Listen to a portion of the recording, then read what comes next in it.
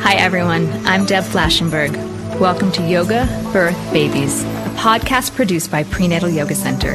We will be diving into everything prenatal yoga, birth, and baby related, hoping to inspire, educate, and empower you through your journey into motherhood. Thank you for listening.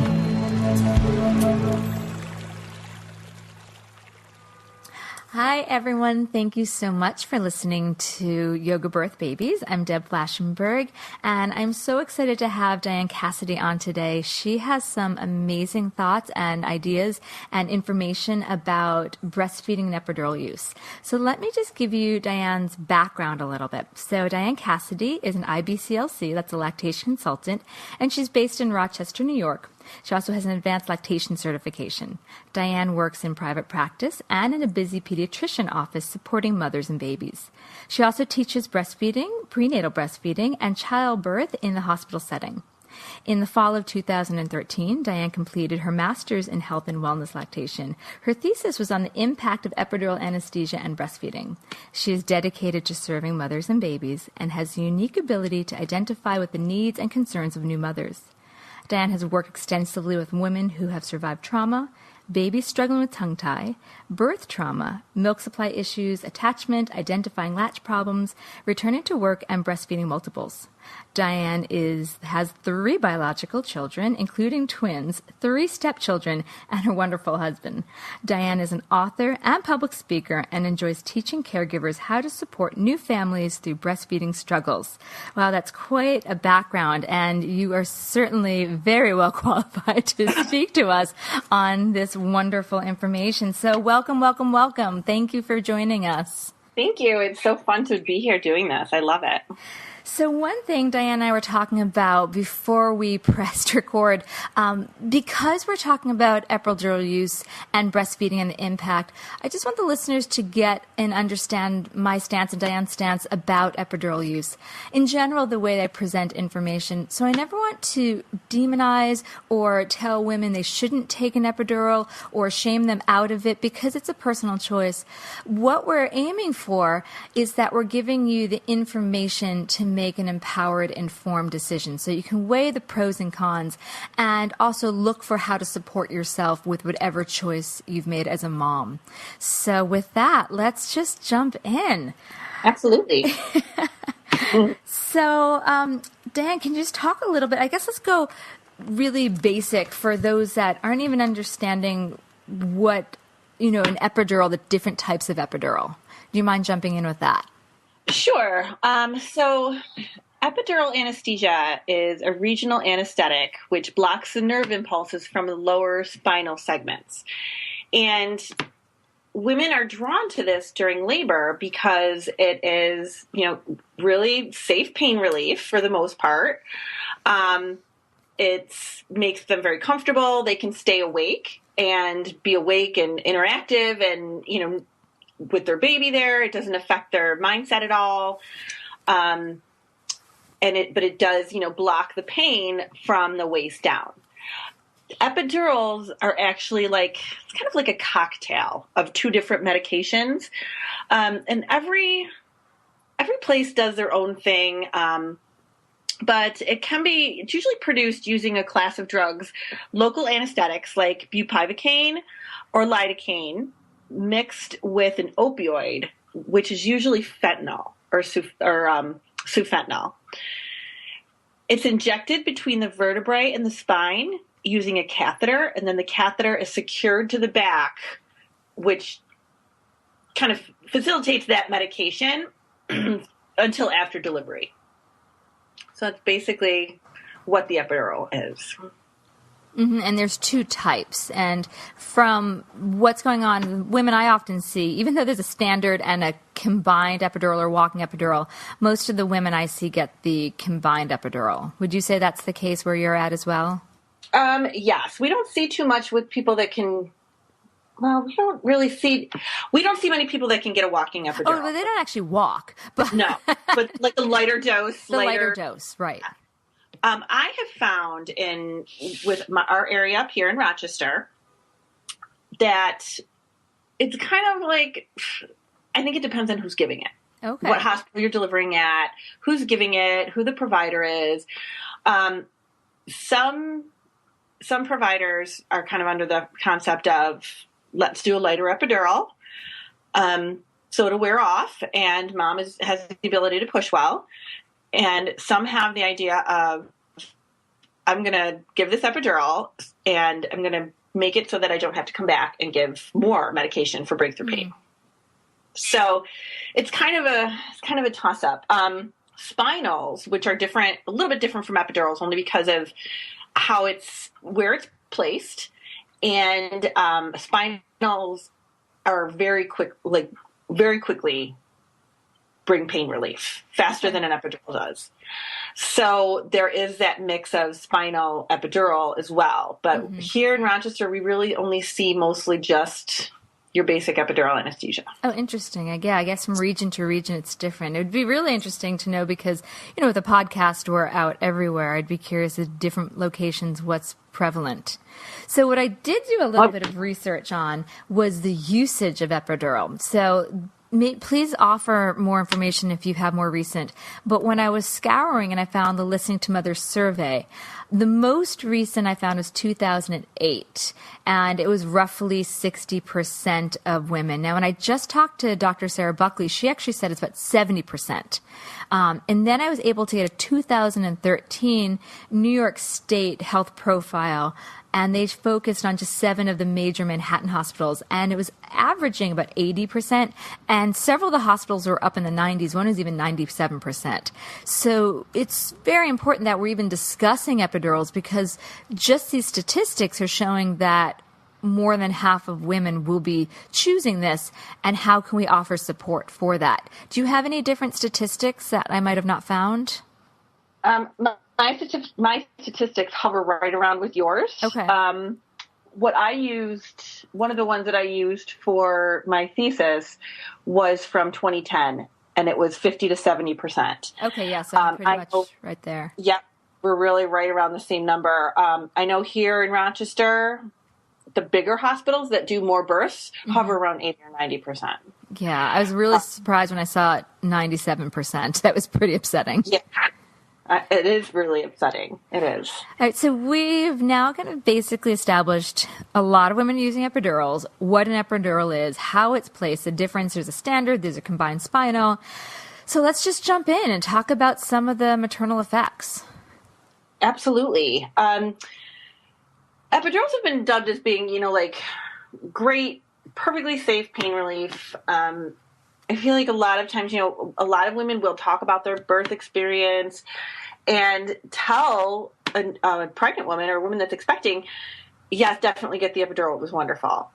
I didn't feel anything. It was great. The baby was born. There was no problems.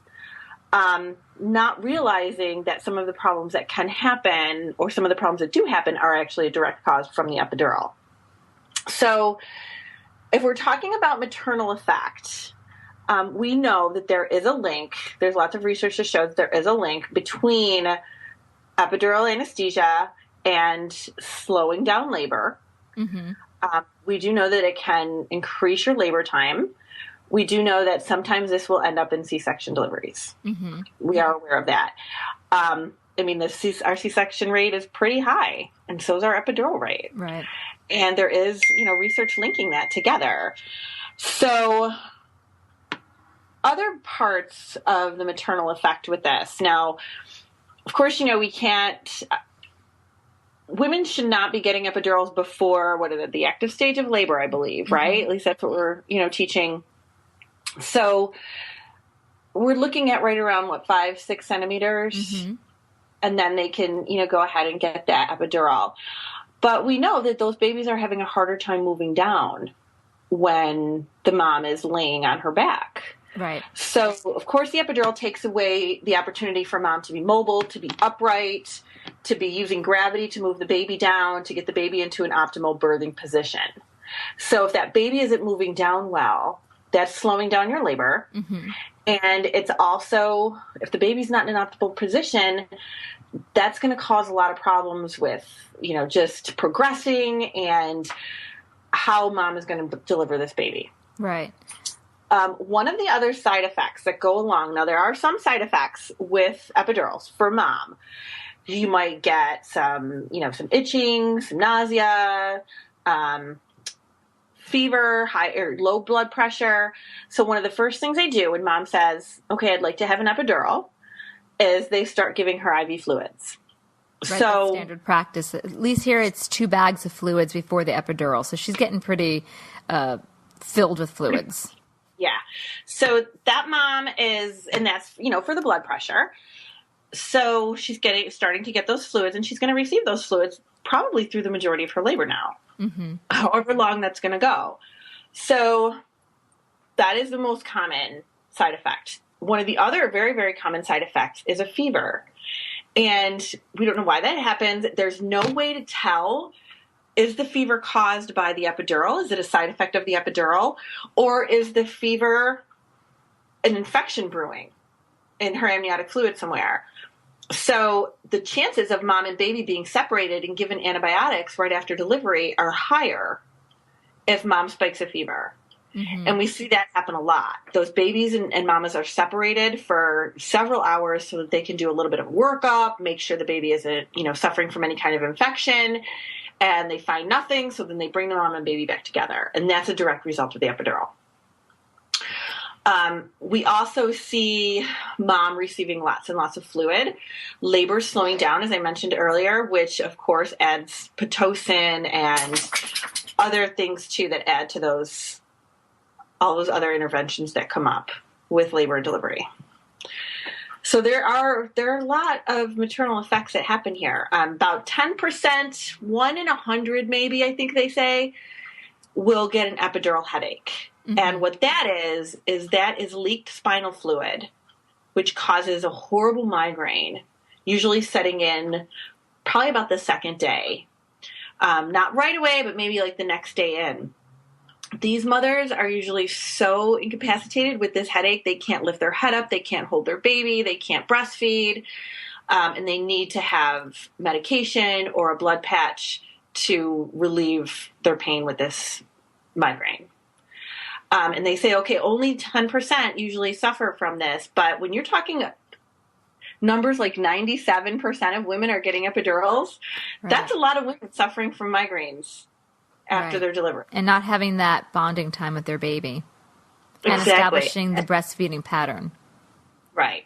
And that goes on. And, when I see moms in the pediatrician office, I see them, they discharge from the hospital and then they go to their pediatrician the next day. And that's when I see them. And if they're struggling with that epidural headache, they're not bonding still. They're still really struggling. Sometimes they still don't feel good or still kind of lingering there with them. They're not able to breastfeed well. The baby's not latching well because they're really not able to follow through with this. And it's a horrible way to start. Right. It's really discouraging for them. Yeah, I think what we've covered, because it's so commonplace, just take the epidural, which is a choice. But are women realizing there are downsides? I know that when a woman does choose to take an epidural, the anesthesiologist comes in, or it might even be the nurse or the resident, and they're signing all these papers, but no one's actually reading them. So we're not actually looking at what these side effects are, and no one's discussing with the mom at that point because she's in labor.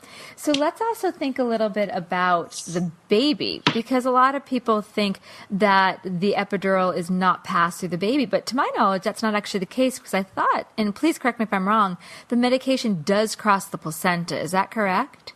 It absolutely does. Yes. And there are still moms that tell me, oh, my doctor told me that it wasn't going to affect the baby. And I always kind of tell them, I try to make a joke out of it almost, and especially when I'm teaching childbirth classes, and I say, when you're pregnant, they tell you can't take anything stronger than a Tylenol. And then you're in labor and they're giving you opioids. And, how is that okay? And you're like, oh yeah, that's right. They are doing that. But everything goes to the baby. It's going to the baby. There's no doubt about it. And pretty quickly too. And it does affect the baby. And can you give some specifics of how it affects the baby? Sure. So depending, of course, when I've done this presentation in the past, people say, well, when does it and how does it and how long does it last? And of course it's variable. It depends on how much medication is given and at what point in her labor is she given the epidural? Is she given the epidural at 5 centimeters where it has time to really kind of, wear off? Or is she given it that epidural at 8 centimeters where it's still so potent that the baby got it, much, much more epidural? So a lot of it is dependent on the situation, but if babies aren't able to move down well, they will get into stress. And lots of times, how many times do we hear those moms saying, oh, I had to have a C-section because the baby was in stress, the baby's heart rate was dipping? That is a direct result of the mom's blood pressure and of the baby not being able to get into a good birthing position. Right. Because of that epidural and mom not being able to move around. We have the risk of deliveries with vacuum and forceps, which are linked to epidurals. And that is because mom is not efficiently pushing those babies out. They're tiring out because it's taking them longer. Labor is lasting longer. The pushing is not as effective because they don't feel those muscles. It's, and that's a very traumatic delivery for mom and for baby to have to use a vacuum or the forceps. Right. And that affects breastfeeding in so many ways. That affects breastfeeding. The babies also, the epidural is linked to sucking problems, like sucking reflex, and the babies can be very sleepy with medicated deliveries. So they might not be interested in breastfeeding. They might not have a good suck reflex. They might not really be able to get that good coordination for quite a while. It might take them quite a while to figure that out. Yeah, it's interesting. I did a little research on I like to go really, I'm a bit of a geek this way, research effort. And so I found a 2011 study from the Cochrane database about epidural versus non-epidural and anesthesia in labor. And they did say they were able to conclude that those that used epidural were increased for having an instrumental, vacuum or forceps delivery.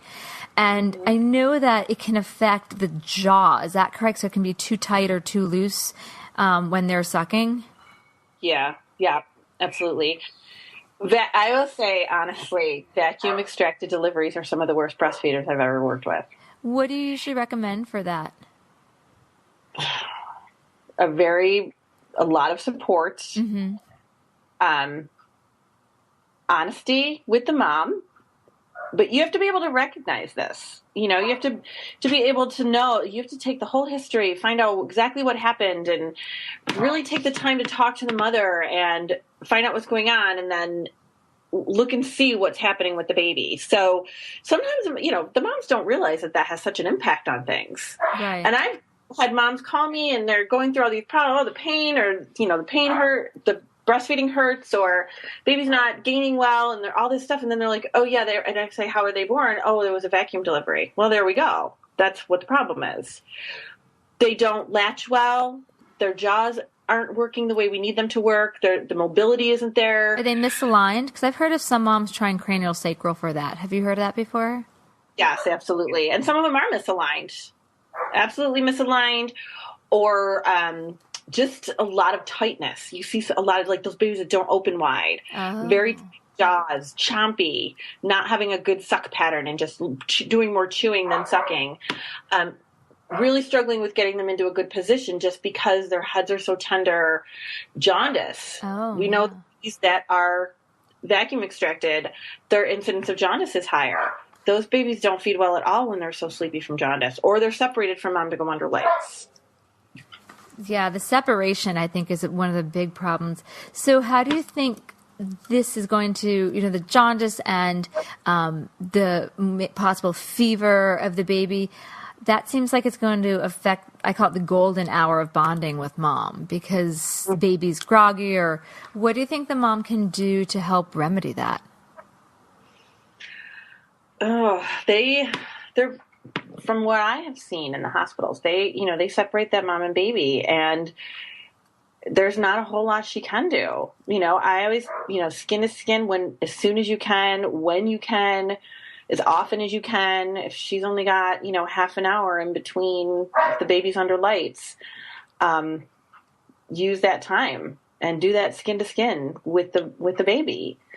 Don't take that time to have grandma hold the baby and, things like that. And it's not that that's not important too, because it absolutely is. But this is time that mom and baby really need together. When mom and baby are separated, for whatever reason, even if it's just to kind of do that little bit of a workup, a few hours in the special care unit, just to make sure the baby doesn't have any kind of infection, and then baby goes back with mom at some point, those babies still, I mean, they were separated from their mom, and they don't do as well. They struggle more. It's harder for them. Yeah. What do you think? Can you explain a little bit how the usage of epidural can affect breastfeeding? So we know that, specifically, I think, because we talked about they take all this fluid, baby's more groggy, but is there anything specific with the breasts now that mom's taking the epidural? Yes. So with all of that fluid that mom is receiving, and again, it depends on the length of labor and the situation of what's going on, but we do find that a lot of women will receive bags of fluid. You said, where you are, 2 bags is pretty standard right before the epidural, and then they're continuing on. Right. So we see that breast tissue gets very swollen. Mm-hmm. And with that swollen breast tissue, mom is really struggling to try to latch baby in a comfortable way.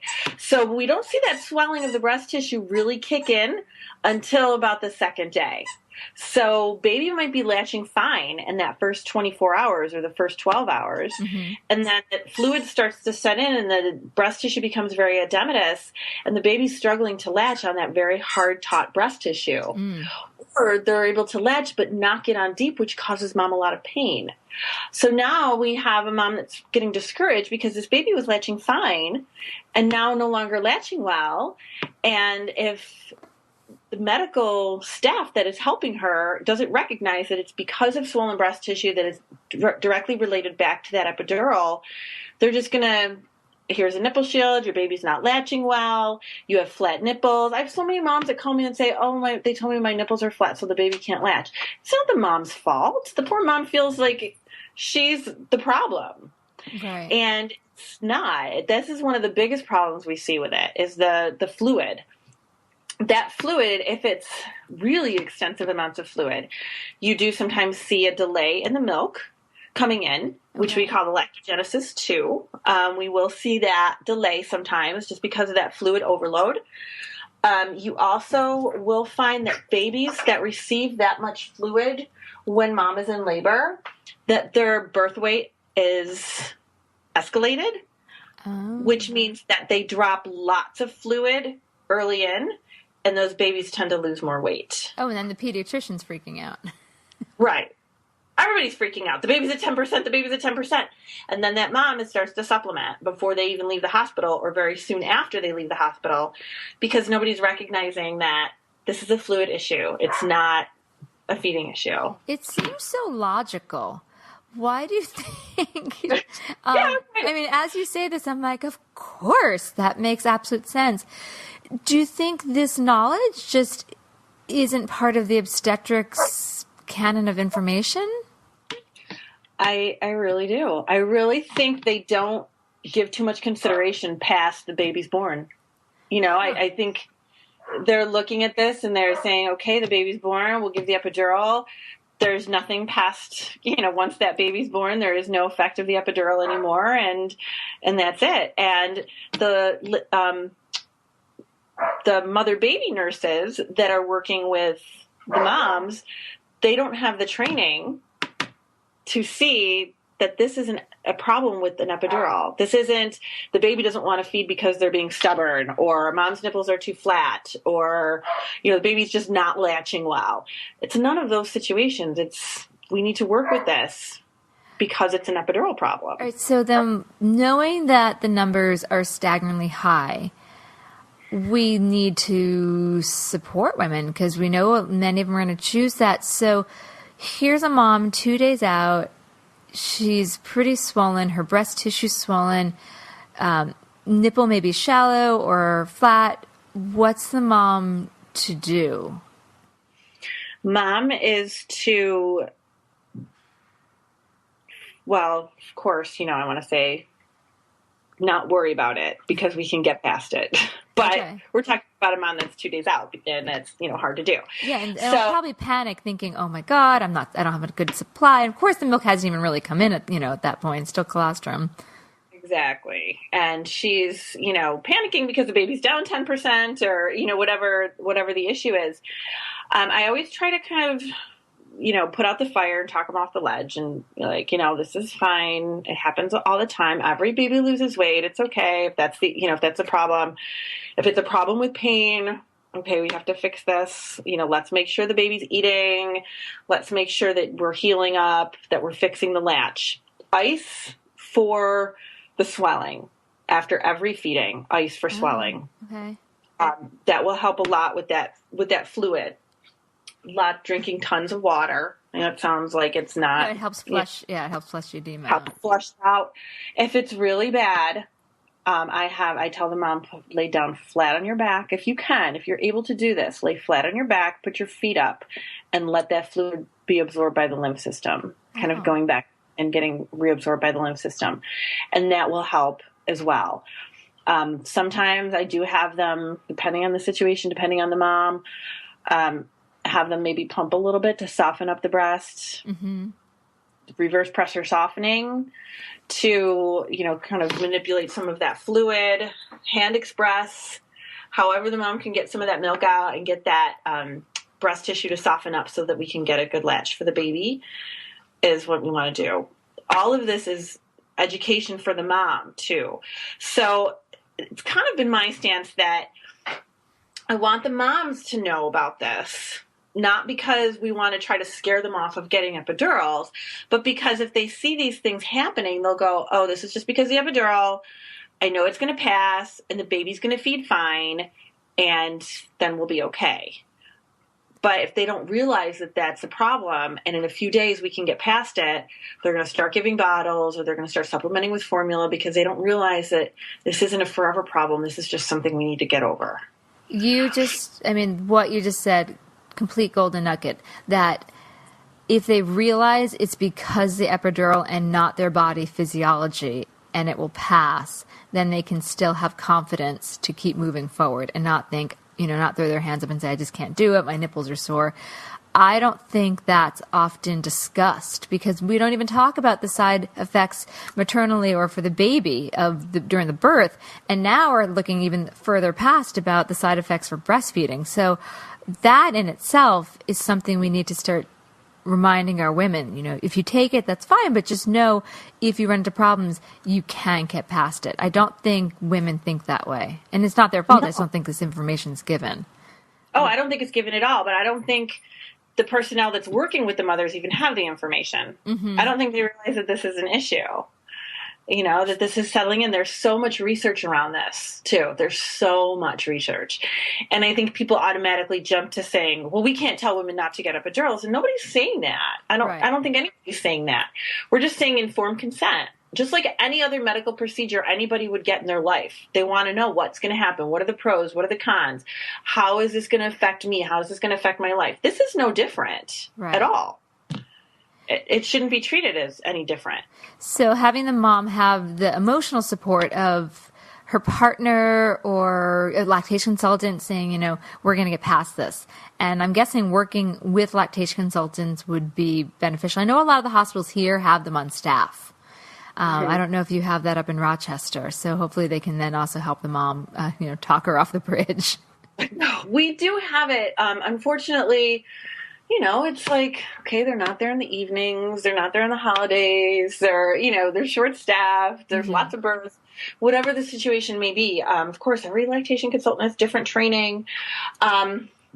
The pediatrician office I work in, it's very beneficial because I can recognize these problems. I can see what the history is.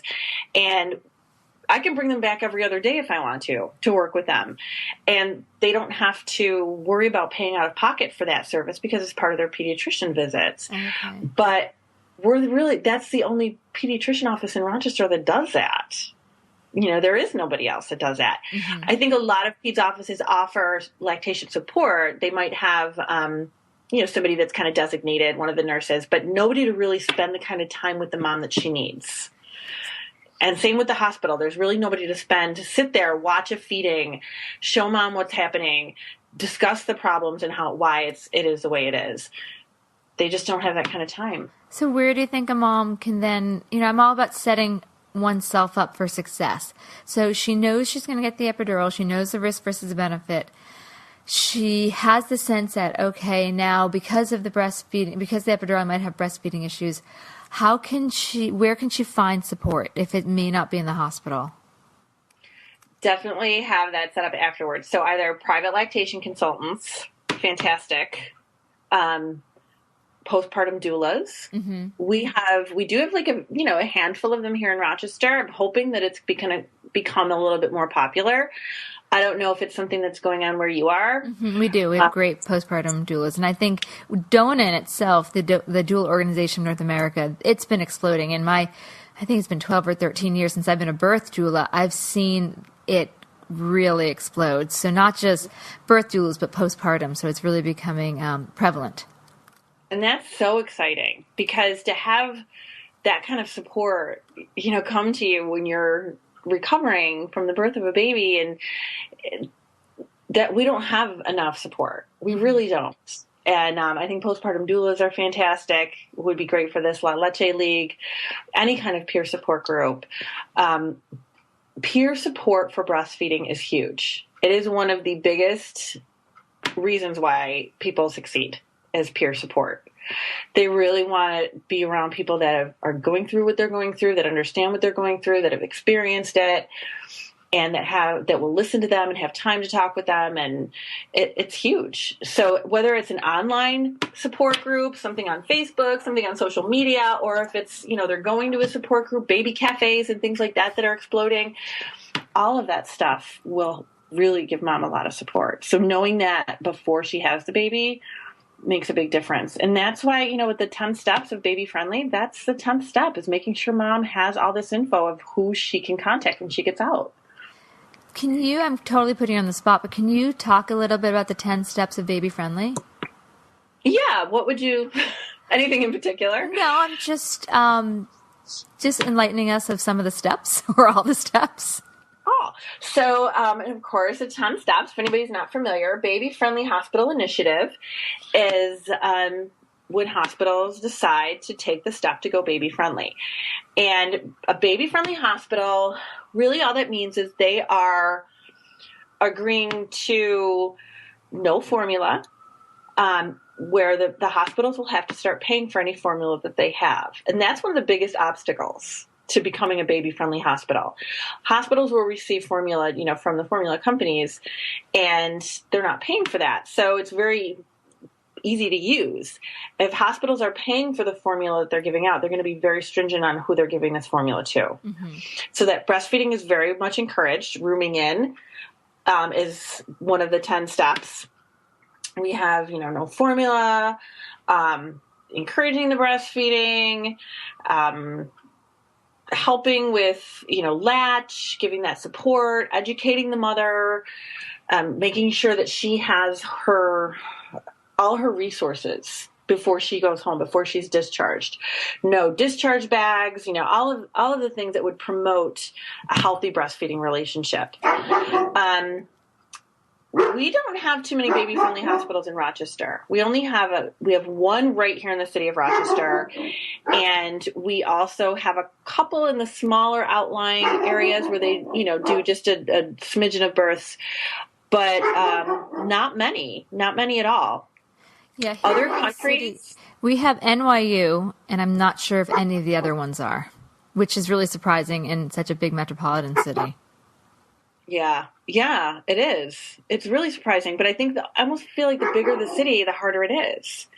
The harder it is to really decide, okay, we're going to get rid of this formula and we're going to have to purchase it and we're not going to hand it out anymore. It's kind of like a security blanket. Yeah. Nobody wants to get rid of it. So that is the biggest obstacle, and it's hard to become baby friendly. So people really, you can kind of follow the steps a little bit, and educating staff is another big step. All the staff has to be educated, and hospitals really have a hard time finding the time or the resources to educate staff. really, really educate staff, like a 20-hour training for staff about how to support breastfeeding women. Yeah. It's other countries have so many baby-friendly hospitals.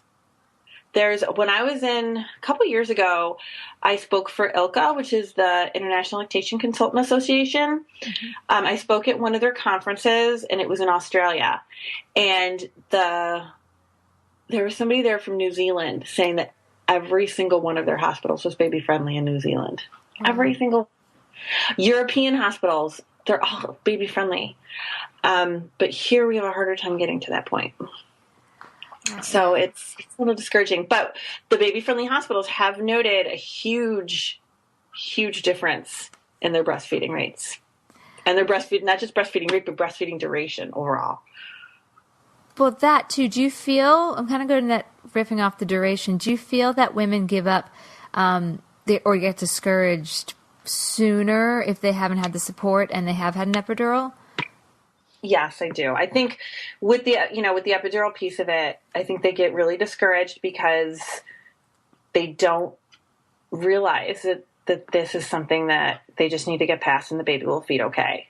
Mm-hmm. Once we get past these obstacles. That's very discouraging to them, or they're starting to supplement because of weight loss, which is very discouraging. It really does have an effect on the duration of breastfeeding. Absolutely. It's probably so hard on the mom too. I've had so many students that come in and I can see it's very painful for them to say, I wanted to breastfeed. I did seek the support and I couldn't do it. I could see like every bottle of formula for many, I wouldn't say all, obviously there was like a surrender and then having to let it happen. So, the more we can support women and give them this information.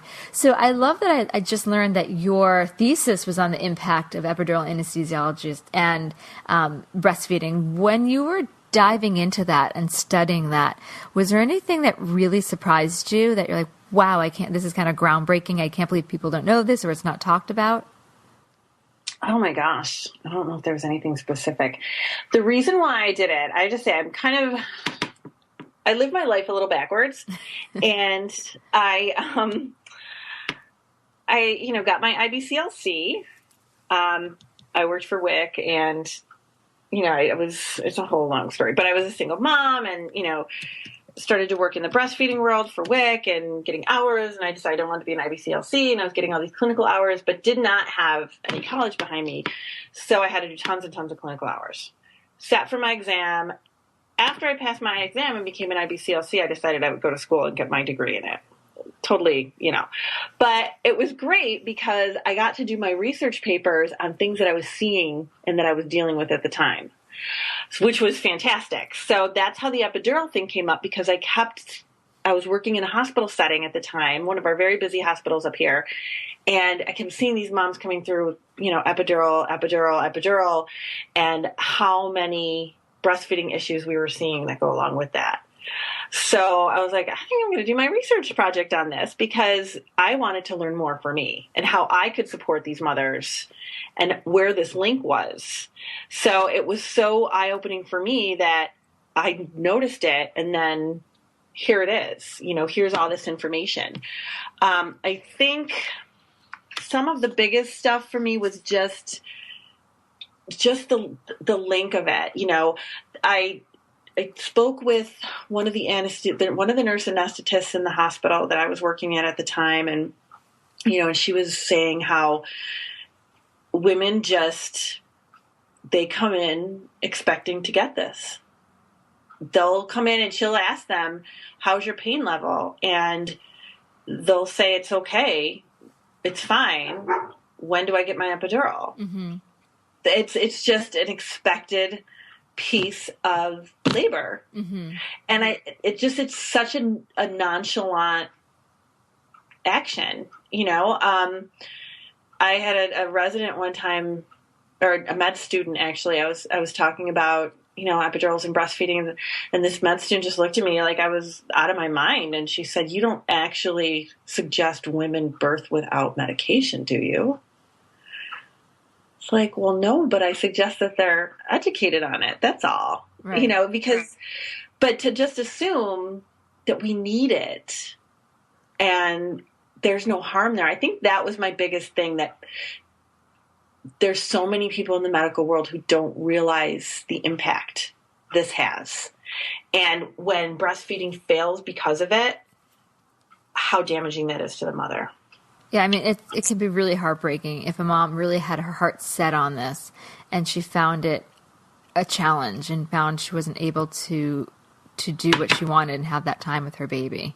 I mean, of course, moms and babies can still bond beautifully, but I think it could feel something like she'd have to really mourn if she really wanted to do it and couldn't. It could be a piece that kind of died within her. Well, yeah, they do absolutely have to mourn that. I agree. And it's not, I agree with you too when you say it's not that they can't bond any other way, but it's more like if this is something the mom wanted, she should be able to have that, or she should at least have a good run at it. She shouldn't be able to just kind of like, oh, well, baby won't latch, so I guess I have to give bottles now because this is too discouraging and hard for me. She deserves a chance to be able to do that if it's what she wants. Mm-hmm. So, a question. So you did the IBCLC and then the epidural information. So is this not something that's usually covered in the foundational lactation consultant, I guess, accreditation? The epidural part of breastfeeding? Not in this kind of depth, at least not when I went through it. Okay. No, that's interesting to know because, I work with lactation consultants all the time, and that's why I was so excited to speak with you, is because I've never really heard other people talk about that. And when I was pregnant, I took a breastfeeding class, and, I've read a fair amount, but this piece of information I just don't think is talked about. So it's kind of recap some of the tips that mom can do. Try to keep baby close to her. So why don't you jump, if you don't mind kind of going back, just kind of highlight, mom knows she's getting an epidural. What can she do to help herself, help her baby? Also, I guess reminding them that babies come out pretty well stocked. Yes, I tell people that all the time, like, your baby's not starving. A lot of it is knowing the newborn behavior. I feel like, and you probably do a ton of this as well, I feel like a lot of what I do with my mothers is educate them on their baby behavior. Mm-hmm. Almost more so than breastfeeding. And they really feel like, oh my gosh, the baby's starving, the baby's starving, the baby's starving. I'm like, no, the baby just wants to be with you. They want to be close to you. They want to be skin to skin with you. They want to, be able to suckle. They want to be comforted and cozy. It has nothing to do with food. They're not starving. It's not how it is. But the minute they see that baby acting like they want to eat, they just automatically think, oh, I don't, the baby's starving. Right. But trying to really push that through, educate them, lots of skin to skin, forgiving themselves if they, end up saying, okay, I got an epidural. I had a ton of fluid. My feet are swollen. My hands are swollen. The baby's not latching well. We just need to get through this, get the support, and the baby's going to latch fine once we get past it. But we need to, the first rule is to feed the baby. We need to make sure the baby's eating, and we need to make sure that we're protecting and supporting mom, because if the baby's not latching well or the baby's not sucking well, we need to still stimulate that supply. So pumping or self-expression. Pumping. Yeah. Exactly. And now, you have a mom that's so overwhelmed because she's got a baby that's not eating well, and she's trying to latch and trying to feed and trying to pump or hand express, and so, supplementing with that. And it's exhausting. Well, and they're just, we have an idea of babies feeding, what we see in movies, TV, maybe with our friends. And that's because they're older, like a newborn baby. I don't remember. You would probably know this. I don't remember the size, but they're very tiny tummies. They are. They're a teaspoon. A teaspoon. Oh my gosh, it's teeny. Teeny. And the first 24 hours, a teaspoon. And it doesn't have the ability to stretch. So in that first 24 hours, we're really only talking about a teaspoon. In the second 24 hours, they can start to stretch a little bit, but still very small amounts. That's so small. I didn't realize that. Oh my gosh. Yeah. 10 mLs is a teaspoon. So assuming, because, in the first 24 hours, I know the colostrum's there. So by the time mom's milk actually comes in, how much is the baby eating, a couple ounces, or what are we thinking? half an ounce. Half an ounce. Wow. Okay. An ounce at the most, maybe, for the first week. If a baby transfers half an ounce, in the first day or two, or the first you're day or not two. Talking copious amounts. Absolutely not. No. All right. This is really helpful. I think that's also going to help the moms calm themselves if baby's not eating. What you're producing as a mom, and if you're self-expressing or pumping to help stimulate, you don't need to see huge amounts coming out. And I love your idea of just remembering you can get past this and to find support. I think, I know I've told several moms, because they always look at you with this distress of, what do I do? The baby's not feeding well. What do I do now? What happens next? And I always tell them, the baby will feed. There's no doubt in my mind that the baby will feed. It's the mom that can't tolerate it anymore. It's the mom that gets so frustrated with it and so overwhelmed and so discouraged that she's the one that gives up. Yeah. When the mom sticks with it and she's got the support behind her, they do very, very, very well. But you really need to have that. You need to have that support. And often set it up ahead of time so that the mom doesn't come out of labor having just had the birth experience, tired, perhaps overwhelmed. So if the mom, for those pregnant mamas out there, have in your list of people to call, have a lactation consultant. I love you're saying the mom groups, the breastfeeding groups, La Leche League, so that they're not doing a Google search while they're half out of their mind. I don't know how. I have moms that call me and they're like, I found you on Google. I'm like, you deserve some kind of an award, because I couldn't imagine even considering trying to Google help when I was 3 days postpartum. I can't even imagine that. So it's just, and a lot of people do not think that breastfeeding is going to be an issue. They're, more prepared for the labor and delivery. They're thinking that that's going to be the problem. They go through weeks of classes and, but nobody ever thinks that breastfeeding is going to be a problem, because they figure it's natural and the baby will just do it. And I tell them, we don't birth naturally anymore. That took away the naturalness of the breastfeeding when we decided to birth with all these medical interventions. Well, I had 2 natural births, without drugs, but I still needed help breastfeeding. And I would have thought, having at that point been to over 100 births, I would have known what I was doing, and I thought I did. But I'm very glad I had in my back pocket, I had an amazing lactation consultant that came and corrected me. And it wasn't until maybe the 3rd week that I realized my latch was pretty wrong. So support's helpful. Absolutely. You need to have it. Even just somebody to sit with you and say, this latch looks great. How does it feel? Do you have questions? Anything, even if things are going really well, just to have the reassurance of, this looks great. You're doing a great job. A little encouragement. So can you tell our listeners a little bit about more where to find you? Because I also know you have a new book, totally not off on this topic of the breastfeeding epidural, but can you just give our listeners a little bit of an idea of your new book in case they want to grab it, and then places they can find you?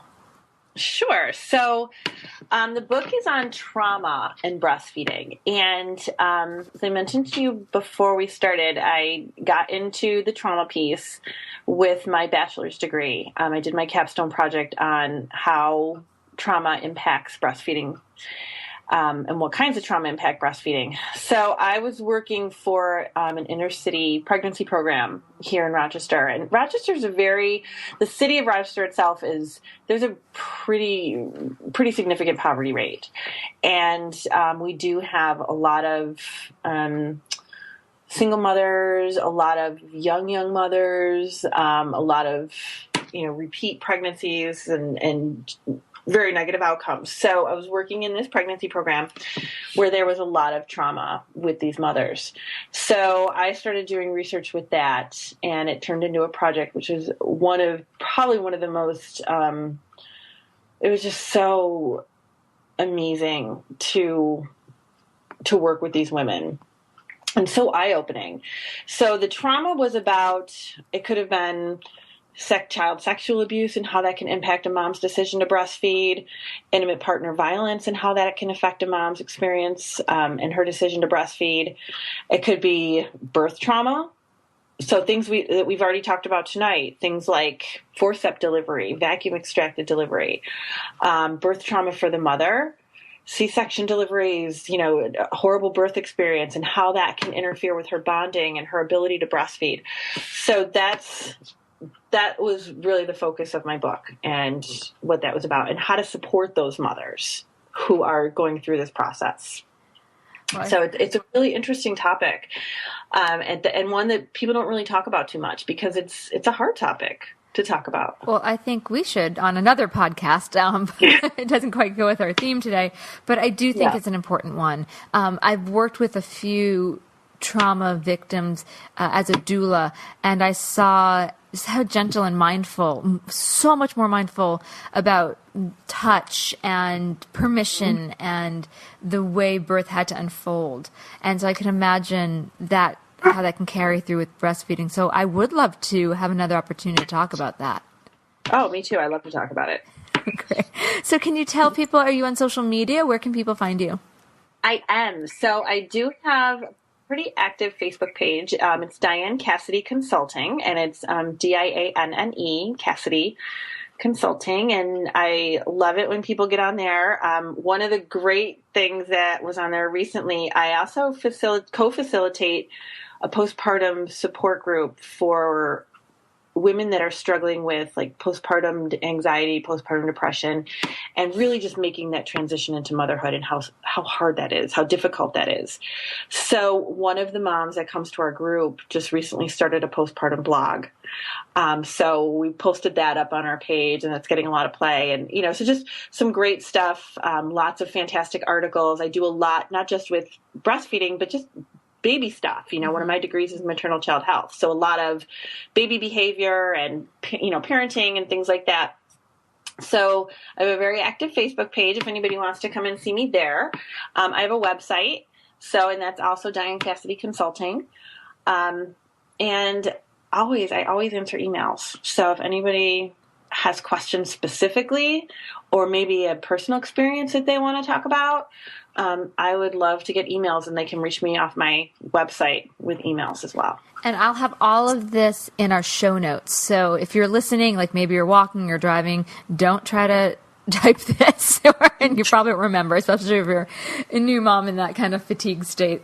I'll have all this on our show notes so that listeners can just reach straight out to you. That'd be fantastic. So, Dianne, thank you so much for your time and for your information and for just the education so women can make. So for my friends that are listening, thank you guys for your time today. And please go ahead and if you enjoyed this, if you liked other of our podcasts, jump over to iTunes and Stitcher and rate and review us. And please tell your friends. And you can also check out our newsletter at prenatalyogacenter.com. And when you sign up for that, you get our 4-minute ab video. It's all about using your transverse abdominals to push your baby out. All right. Well, have a great night and thanks for listening. Take care. This has been an episode of Yoga Birth Babies, produced by Prenatal Yoga Center. You can catch us on Facebook, Twitter, Instagram, and Periscope. I'm Deb Flaschenberg. Thanks for listening.